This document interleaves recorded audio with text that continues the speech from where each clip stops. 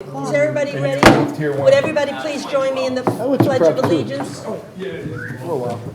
I pledge allegiance to the flag of the United States of America and to the republic for which it stands, one nation, under God, indivisible, with liberty and justice for all. Oh, that's right. Technically, two people. Yes, I did. Frank Lito is out in terms of the announcements and attendance. And right this minute, we're waiting for an appointment. That'll give us 8 people. So anything about the consent calendar? Anything at all? Otherwise, I'm passing the consent calendar unanimously. The communications, there were a lot of that, from A to I. Going on to appointments, Mr. Rooney? Thank you, Madam Chairwoman. I don't know if all of council knows, but Dennis Condon has resigned as a councilman.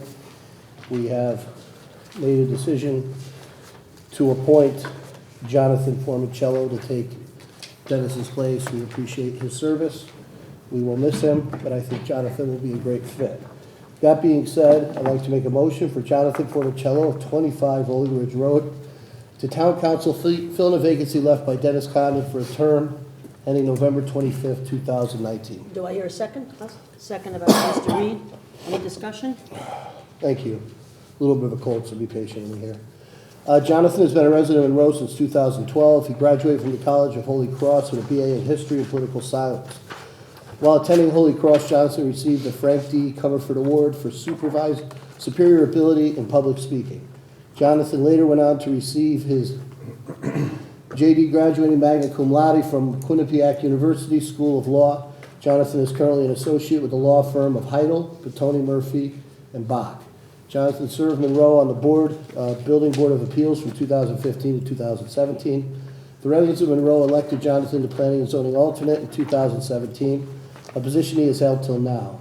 Jonathan served the town of Monroe diligently and believes this move to Monroe Town Council will allow him to continue to aid in the prosperity and growth of the town he calls home. Okay, any other discussion? Otherwise, yes? Will say I welcome you to it as a fellow QU Law alum. It would be good to have another well-educated lawyer on the panel, so it will be good to have you aboard. Thank Look you. at that, we're bookended by QU well-educated lawyers. That's And it. we have one right in the middle who's well-educated. It's a lot But not to a- symbolism. All righty, Jennifer, you had something to say? I second what Jason said. Okay, so all in favor of this appointment? So if I count carefully, we have 7, anybody against? 7 to 0. 6 to 0. No, No, 7 to 0. I'm missing 2. I can count. So I didn't take go to back QU. well-educated Yeah. lawyer. So did you want to swear? So that, I went to Hunter and UB. Oh, yeah, I'm missing 2. It was dumb, I went to UConn. Raise your right hand, please.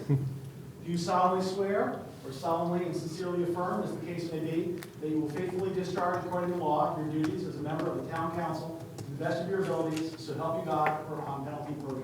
I do. Congratulations. Thank you. Okay, going on to action items. A, Town Council Committee on Finance, Education, Health, and Public Safety Matters. Mr. Rooney? we have not met, Madam Chair. We did have a meeting, but a scheduled conflict didn't allow that to occur. I will be scheduling one shortly. Okay. B, Town Council Committee on Planning and Zoning, Public Works, and Parks and Rec. So I do those. Nothing has met up to now. Everything is meeting this week. Planning and Zoning is February 7th. Conservation happens to be February 5th. And Park and Rec is February 4th. Going on to C, Town Council Committee on Legislative and Administrative Matters. Mr. Reed? We had met tonight and discussed a few things that are on the agenda, one of which was John, so it's in one of our agenda items in new business. Okay, Strategic Planning Committee? Anybody, is that Dennis who's not here? or- Madam Chair, I'm the vice chair of that. Unfortunately, we have not met since Dennis's exodus. There will be probably Okay. shortly an appointment for that seat. Okay, do we have an EMS Building Committee representative? We have not met since our last meeting, however, we are waiting to put together the RFP for the new facility on Jockey Hollow Road. Okay, thank you. First, selectmen's update. Thank Mr. you, Kellogg. Madam Vice Chairman. You know what, I don't think I did pass these down, sorry. Pass down some written updates. A few things I want to touch upon. One was just our couple of weather items. As you know, we had a significant snow and ice event on January 19th through the 21st. I did want to say that this time we did have I would say, extremely improved communication and information from Eversource. We had up to almost 2,000 outages when it first started really getting icy. Most of those were addressed fairly quickly within a few hours. Then full restoration about on the 21st. But I will say there was continual steady progress. Their updated map and their communication, the communication with our representative, their liaison was excellent during the storm, and we had a really good experience with Eversource this time. There were a couple of neighborhoods that had some power surges related to this. Town officials did help connect them with Eversource as needed. There were some electrical problems experienced in some homes in that regard.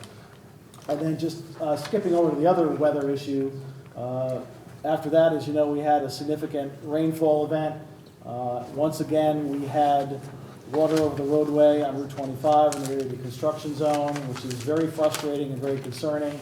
We met again with DOT officials on the project, and the issue comes down to the fact that because the contractor was unable to get the next weekend closure in, which is to replace the box culvert, which is a much larger culvert than what was there before. Because that never was done, the temporary pipe that is there actually has less capacity than the original culvert.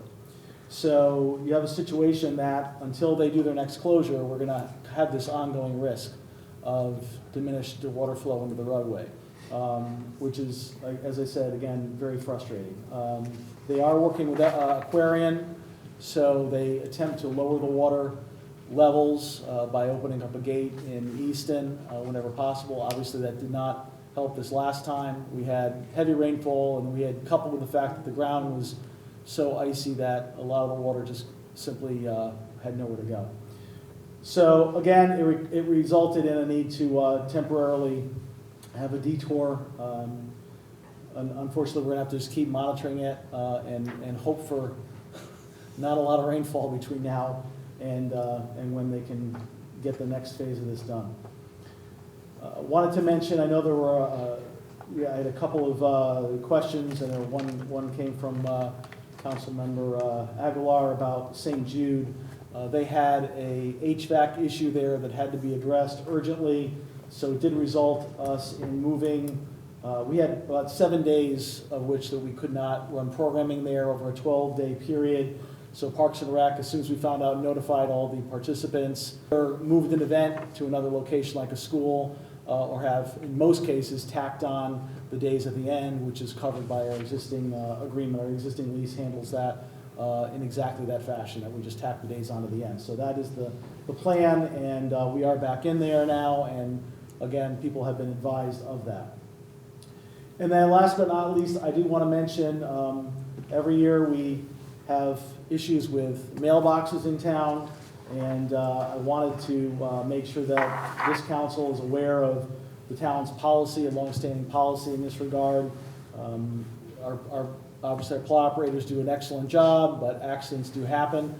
The policy of the town is that if the plow blade or the truck physically strikes the mailbox itself, then we take responsibility for that, and we will either repair it or replace it. However, it is the homeowner's responsibility to make sure that the mailbox is installed properly, i.e. not too close to the roadway, and also if it cannot withstand the simple force of the snow and ice hitting a mailbox, that is also the homeowner's responsibility. It has to be installed to withstand that. So anytime we get a mailbox damage report, they will go out and inspect it. If it's usually, if a plow hit it, it's clear because our plows are fairly large. Frequently, they go out and find that there is damage, but there's no way it was caused by our plow because the damage would be far more severe, or it would be in a different location on the mailbox based upon the height of our blades and all those other types of things. Oftentimes, we find that it's simply the force of ice or snow that pushed it down. I've had that happen myself. I just want to make sure everyone was aware, it is not a widespread issue in town. We've had, last year we had 34 reports, and 7 of those cases were found to be ones where the town took responsibility. This year we've had a few cases where the town is in the process of temporarily repairing until the ground thaws, and then we will put a permanent replacement in after the fact. So just want to make sure everyone's aware of that, and as always, people can make reports in a variety of ways, online or by calling Public Works. Okay, thank you. I apparently neglected public participation, so would anybody like to publicly participate for our first participation? Seeing nobody, I'm going on Madam to, Chair? yep, I'm Can I sorry. ask Sure. Mr. Kellogg a question? Sure. This weekend I noticed that there are utility trucks at Chalk Hill. There's a lot of them. It seems they multiply every weekend. What kind of, like a, Like They're, Like Eversource? an Eversource? they're big. I actually didn't notice a name on the trucks, but when basketball first started, I noticed them. Somebody had actually asked, and I forgot to ask you about it. There was a few, 2 or 3 parked on the bottom by the fields. This weekend, they're parked all up the whole driveway. There was probably 10 of them. Right, I'll find out. Thanks for letting me know. If I may. They look like they could. Yes, go ahead, Mr. Bowers. Mr. Selectman, thank you for your report. With the flooding and icing on 25, this next March weekend that's scheduled, that should fix that problem. Correct.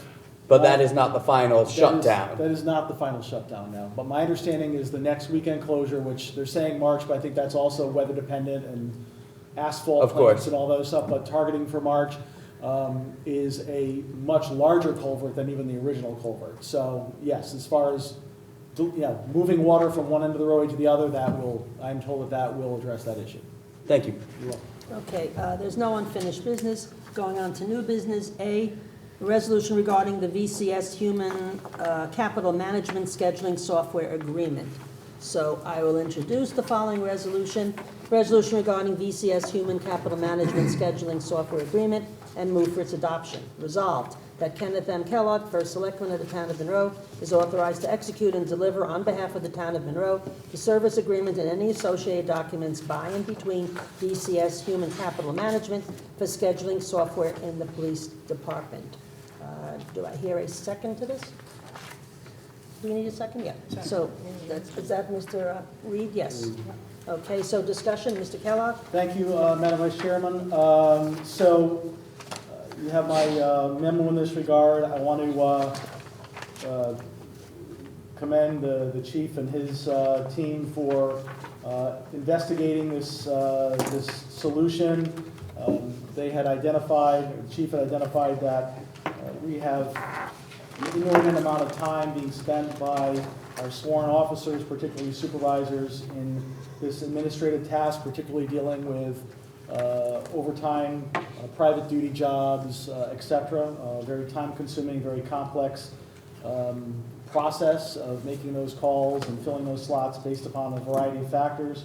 So he had a committee research this, evaluate different software options, and they made a recommendation to utilize VCS. He's also recommended using the special duty fund to cover the cost of this agreement, the $7,000 agreement in year 1. I've looked at that, and I agree that that is an appropriate use of that fund for this effort, and therefore will not impact our operating budget. And I would ask that you move forward accordingly. The town attorney has his memo here as well, and as you know, the chief is in the audience if you have any further questions that he can address for you. Okay, any other discussion? Otherwise, yep. Oh, good. Chief, with regards to the $7,200 initial startup fee for the program, are you estimating that amount of time saving from the supervisors and using that time, that if they didn't have the program, in other words, the manpower that you're presently using, does that more than cover the outlay? Yeah, but it won't be offset in terms of overtime. It's going to be in their normal duty, the supervisor's normal duty hours. It's freeing them from being in the building and spending countless hours calling up individually officers to fill jobs.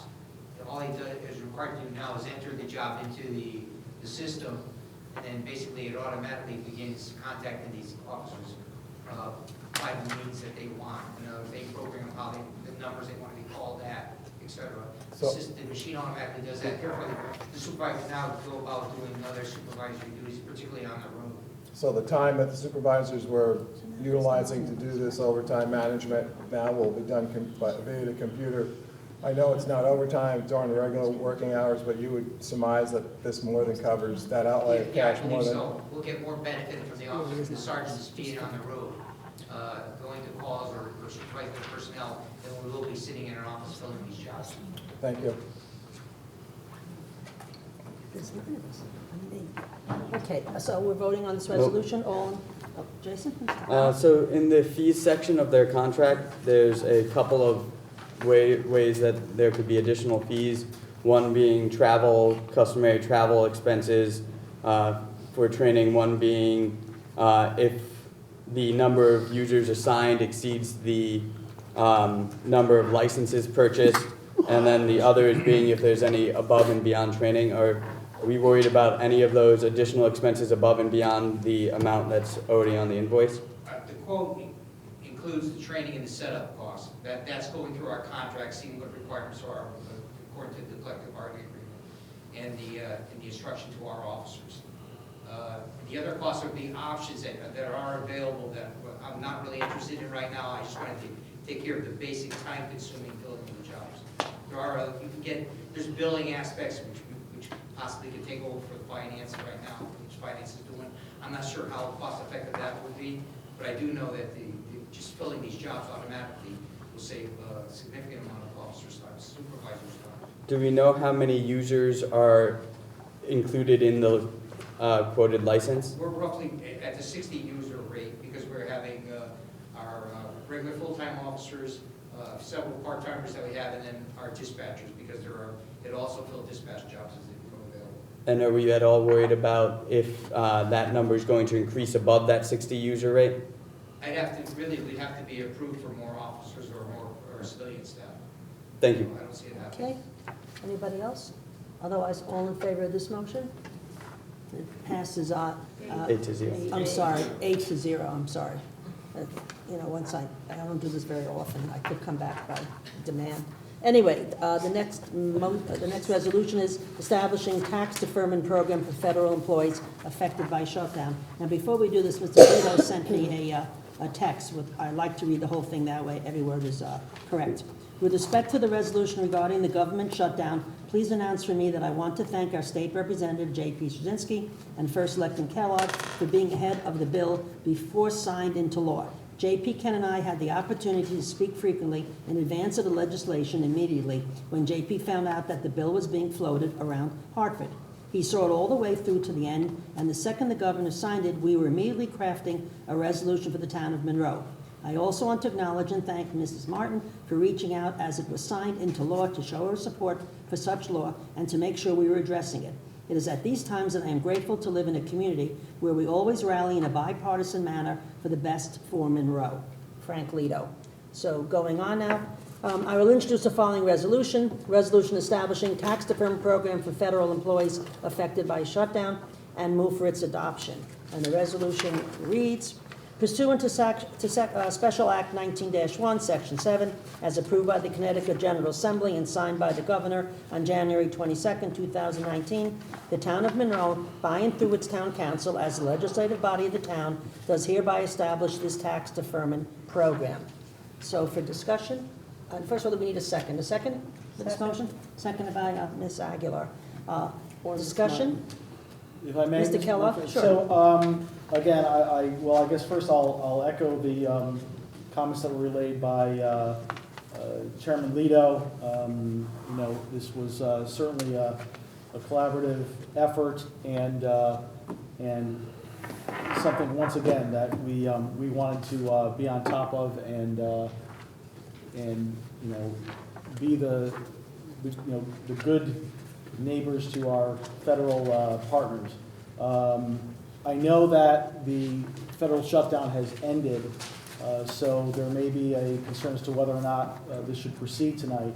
I would ask that this council proceed in passing the resolution for the following reason. Even though these workers are back to work, they may still be having a cash flow issue, given that they haven't been paid. I don't know when that payroll is actually going to be accomplished, but these agencies are back, spinning back up. Taxes are due, as you know, February 1st, and if there is someone who's still having a cash flow issue, the resolution still would allow a 60-day period of time from once they are back on payroll to be able to come current with their taxes without suffering interest on the tax, which otherwise we're compelled to charge according to state law. So for those reasons, in the event we have some federal employees here living in town, I know that we do.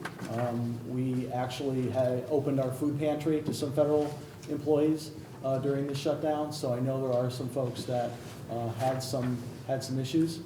So I'd ask that we proceed for those reasons. Okay, any other discussion? Mr. Mauer? I appreciate the selectmen and the state bringing this to our attention. I did reach out to both on social media and just in general to a lot of people and had a strong number of comments come in from people in the town, which did range. I will say the most of those were positive. However, there were some people who were concerned as to the precedent that this sets. Whether I agree with that or not, I do feel that it's important as a representative of the people to have that, to voice that concern. What I will state is, because of the fact that this is a very limited state mandate, I don't believe that slippery slope really exists, because the state would have to create another program for us to be able to consider widening the scope of this. It is very limited. So I believe that concern can be assuaded in that way. The one thing I will say is I'm not sure, and I might ask our town council as to the opinion on this, as to whether this would actually still be able to apply to people who are on a cash flow problem from the past shutdown, as I believe it's upon the establishment of the deferment program this takes place, and because they were not in shutdown after the establishment of the law within the town, whether it would actually apply to them. Whether that's true or not, I still think this is a good step forward for the future. It's just something to consider that it may not come into effect when it comes to this particular shutdown, because we have put it into place after the fact of the shutdown ending. Any other comments? Otherwise, voting on this resolution, all in favor? I see 8-0. Okay, going on to the last one, resolution regarding transfers from contingency. I will introduce the following resolution. Resolution authorizing transfer from fiscal year 2019 contingency for salary payments and move for its adoption. So the resolution reads, be it resolved that the first selectman is authorized to appropriate available funds from the Board of Finance contingency account for the fiscal year ending June 30th, 2019, pursuant to Chapter 8, Section 7I of the Charter for the Town of Monroe, and that these appropriations of available funds are necessary to effectuate 1, retroactive and prospective salary payments pursuant to certain collective bargaining agreements as authorized and approved by the Town Council, and 2, retroactive and prospective salary payments as determined by the first selectman for certain non-union employees in an amount not to exceed $40,000 in the aggregate. So do I hear a second to this motion? Second. Second by Mr. Mauer. Discussion? Mr. Kellogg? Thank you. So there was a similar resolution that was passed for last fiscal year. This is the same concept, where there's funds that were left in the Board of Finance contingency line because union negotiations and other things were still ongoing. We are at the point, as you know, I've brought various agreements to this council for approval. And so as those are wrapping up, and I think we have one more remaining to bring to you for the current fiscal year, hopefully very shortly. We want to start to make the appropriate transfers as those agreements get signed. We need to process the retroactive payments, and we want to make sure we're pushing those out to the appropriate salary lines. So this resolution was brought before the Board of Finance, and they have already passed it. Okay, thank you. Anybody else? Mr. Mauer and Mrs. I was Martin? present for the Board of Finance meeting as liaison. It was unanimously passed, and they were very much in support of this. There were really no comments to the negative. Okay, Mrs. Martin?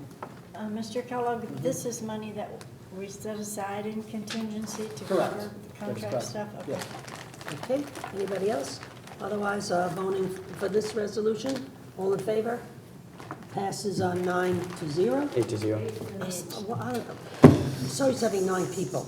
8-0, thank you. Lastly, our second public participation? Nobody? Okay, so do I hear a motion for adjournment? So moved. So moved. Okay, I'll second it. All in favor? We're adjourning at 8:26.